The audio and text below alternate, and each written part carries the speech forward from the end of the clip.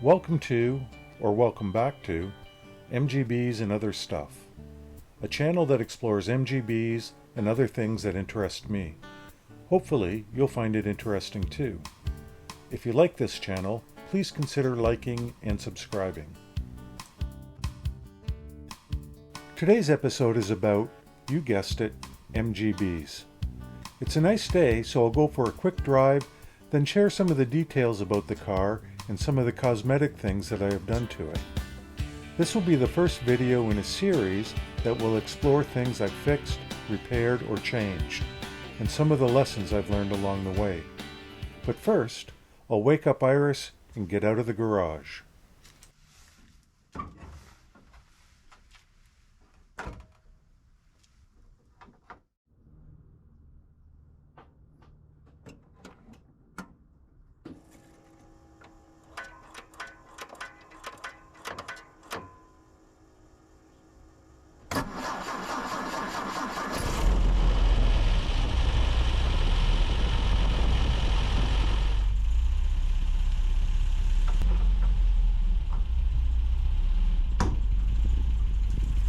Hi folks, today I thought we'd do a quick walk around and I'd point out some of the things that I've had to change on this car and some of the things that I've learned about changing things on this car. If you visit my channel page, you'll find a listing of other MG channels that I find very informative and highly recommend. In my previous video, MGB Obsession, I shared the previous owner's restoration process, the build dates, serial numbers, and why I'm obsessed with MGBs. So this is a 1963 MGB Mark I. The color is Iris Blue, and that's why I call it Iris. It was actually built in 1962, but would have sold as a 63. It's the original color, but of course not the original paint. And it was a ground-up restoration in 2002, and only has about 5,000 miles on that now 20-year-old restoration. It had been in storage for the last few years, and since it's a 20-year-old restoration, I expected that the seals and gaskets and bushings, really anything that was rubber or some other material that's squished between pieces of metal, would probably be in some state of deterioration. Actually, it's been kind of good in a way. It's helped me familiarize myself with the car as I slowly go through and replace all these parts. I believe that most of the chrome, the bumpers, and the grille and side trim are all replacements. And of course, that means that they were new 20 years ago. I'm always a little bit torn when it comes to the restoration process on these cars. Do I keep it as original as possible, or do I care if some of the parts are new and some of the parts are old? But I've come to the conclusion that I bought it to enjoy it and really just to drive it. And so whatever keeps it going down the road is fine by me.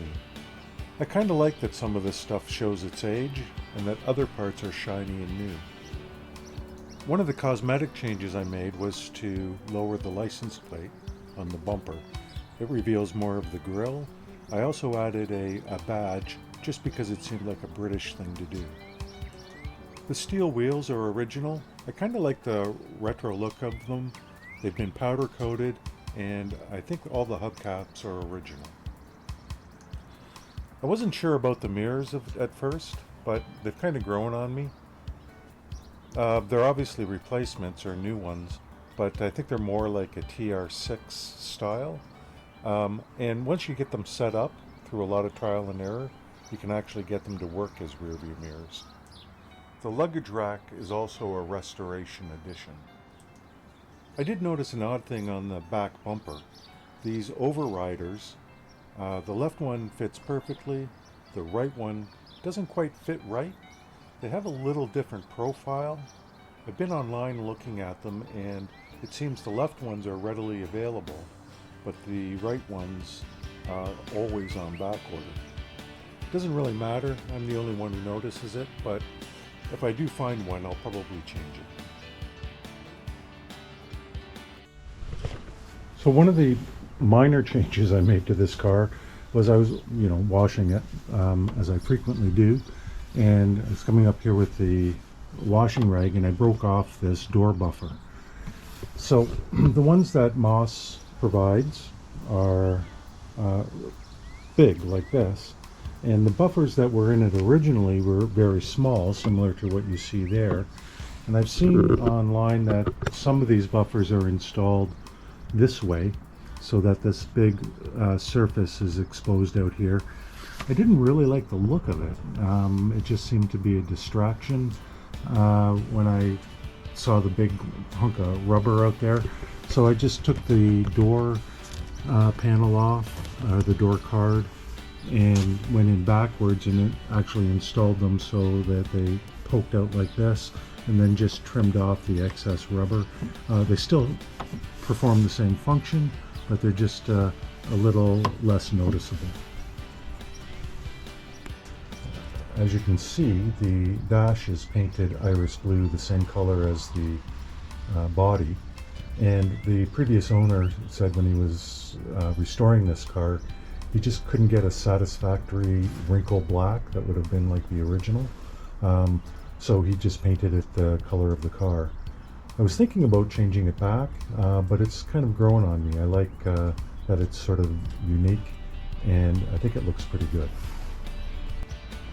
I think the very first thing I changed in this car was actually the radio blanking plate.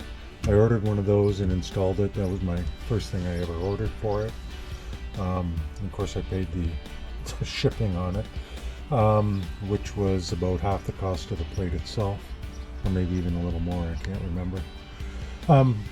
But the previous owner had a CD player stereo in there, and I really always liked the look of the blanking plate, so that's why I installed it. I always kind of find it amusing when it comes to MGs especially, is how many MG logos are actually on this car. So there's the blanking plate, I've got one on my keychain, there's one on the gear shifter, there's one on the steering wheel, there's an MG logo on both floor mats, there's one on each threshold. And that's just on the interior of the car. I'm going to see how many more I can find in here. He's got one on each of the valve stem covers, a little MG logo. There's an MG logo on the rocker cover, of course. And there's an MG logo on the front grille, which isn't terribly unusual. There's a little sticker with an MG logo on it, on the windscreen, and I'm sure there's got to be another MG logo somewhere in the engine. Oh, right there on the identification plate. And then there's one more on the spare tire cover in the boot. Oh, and I found two more MG logos.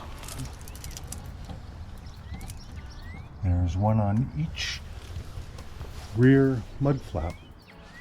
Actually, not one more. Every time I turn around, I find another logo. There's one on the boot, of course. And then the spare cover, or the spare tire cover, there's one on there. So I always kind of find it amusing when people see the car and they come up and ask me, what kind of car is that? And really the only cosmetic, I call it cosmetic change, that I made to the car was I did install a radio under the dash in the footwell for the passenger seat. And I installed a little on-off switch. Modern radios have a constant draw on the battery, and even when the key is in the off position, it's still drawing power.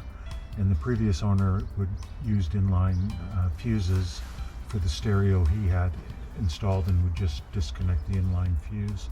But like I said, I just put a little on-off switch. I just have to remember to turn it off. It's nice to have a decent stereo. It's got a USB port, so I can charge stuff on it. I can put my SD card in there, to play my own personal music. And the other thing I did change was the speaker itself. So it was running on the original speaker, but those are mono speakers, so I installed a dual voice coil speaker so I can get both channels out of that one speaker, so I'm not missing out on half the stereo music that I listen to. The other thing that's nice about that little radio is that it has a little remote, and so access is pretty easy. I just sort of store it under the cover here. So in my previous video, MGB Obsession, I said that every time I go back to the guy who sold it to me, he always has something for me. And so one day he had the original radio. He had painted it blue. I think he had it installed at one point when he was showing the car. So this is the original radio.